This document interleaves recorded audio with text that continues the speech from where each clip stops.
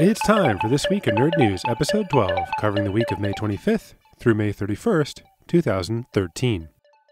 This Week in Nerd Movie News. This week, images have leaked of some of the cars playing some of the new Autobot characters in the next Transformers piece of shit. Also, newly redesigned versions of Optimus Prime and Bumblebee, which look exactly like the old Michael Bay versions. Shitty. Also, comedian TJ Miller has joined the cast as Mark Wahlberg's best human buddy, but that doesn't come with a pretty picture of a shiny go-fast thing, so we care less. Right, Michael Bay?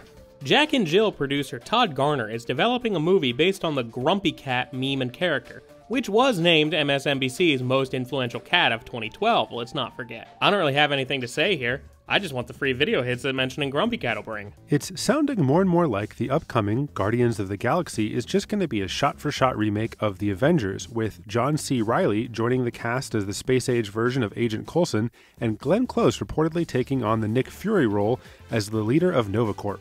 You can think of Nova Corps as the Green Lanterns, but hopefully less shitty.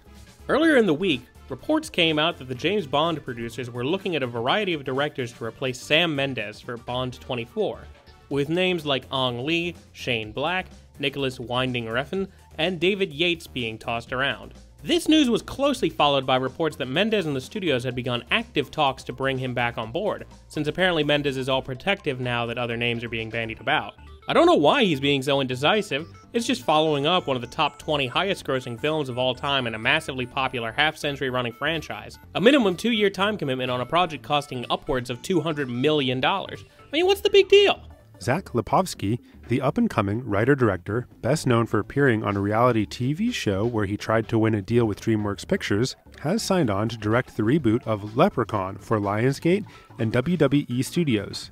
Yes, that WWE. Apparently, WWE snatched up the rights to the franchise as a starring vehicle for wrestler Dylan Postel, aka Hornswoggle, aka Little Bastard, aka Short Stack. I actually can't think of a better way to carry the proud name of the Leprechaun franchise than a movie directed by a reality TV washout starring a midget wrestler named Hornswoggle. Lastly, in oh god, I don't know if I want this to be true or not news, apparently they're making a direct-to-video Flintstones WWE crossover movie. Yes, those Flintstones, and yes, that WWE. Apparently the plot, if you can call it that, will end up centering around a prehistoric version of a WWE match, where John Cena Stone and CM Punk Rock will duke it out. Because yes, obviously. This is due out next year, following a WrestleMania Scooby-Doo crossover movie. That's not a joke, by the way. This week in Nerd TV news, after watching the 4th season of Community, many fans thought they might be living in the darkest timeline. But there is a tiny ray of light in the future. Not only has the show been picked up for a 5th season, but creator Dan Harmon has confirmed that he will be coming back to the show. If this all works out, we might actually get... Hey, it's coming back in January. 6 seasons in a movie. 6 seasons in a movie. Earlier in the week, Netflix's stock took a blow, dropping by about 6%, which the Associated Press theorized was due to the critics at the New York Times and Variety calling the 4th season of Arrested Development a disappointment. Meanwhile, Netflix CEO Reed Hastings said that the company is open to making more Arrested Development episodes, saying, quote, "If the talent is willing to do more, I'm sure we would be willing."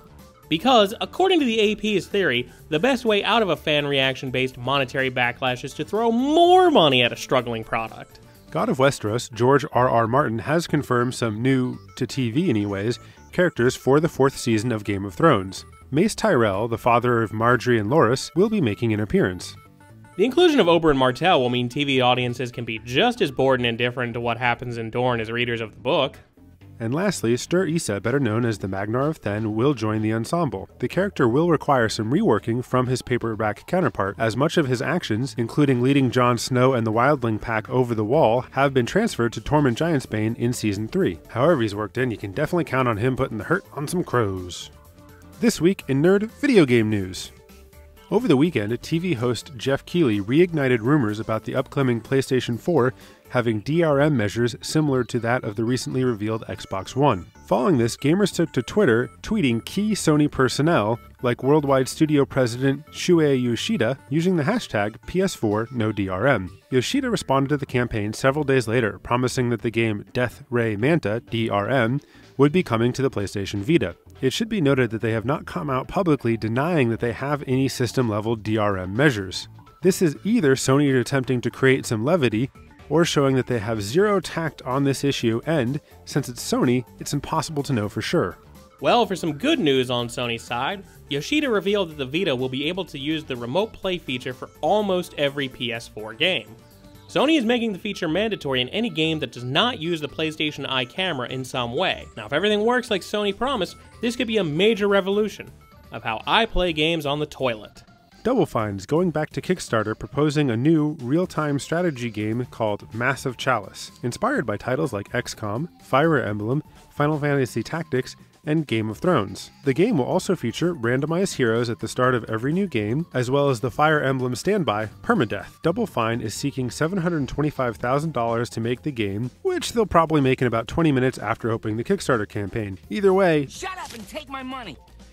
This week in nerd comic book news, this week's relaunch of X-Men #1 is an all-female team, making it Marvel's second ladies-only superhero book alongside Fearless Defenders. The new X-Men will consist of Storm, Rogue, Jubilee, Kitty Pryde, Psylocke, and Rachel, basically Girl Cable, Grey. See, now that's kind of cool and inspiring. Well, let's look to DC and see what kinds of pro-lady stuff they're doing. That's all for this week. Make sure to hit subscribe to get all of the latest episodes. You can check out all of our shows, including our weekly podcast, at jasonsquared.com. You can also like us on Facebook at www.facebook.com/JasonSquaredShow. You can follow me on Twitter at Jason A. Guerra. You can follow my individual Twitter at JasonH2. And you can follow both of us at Jason2Show, also on Twitter.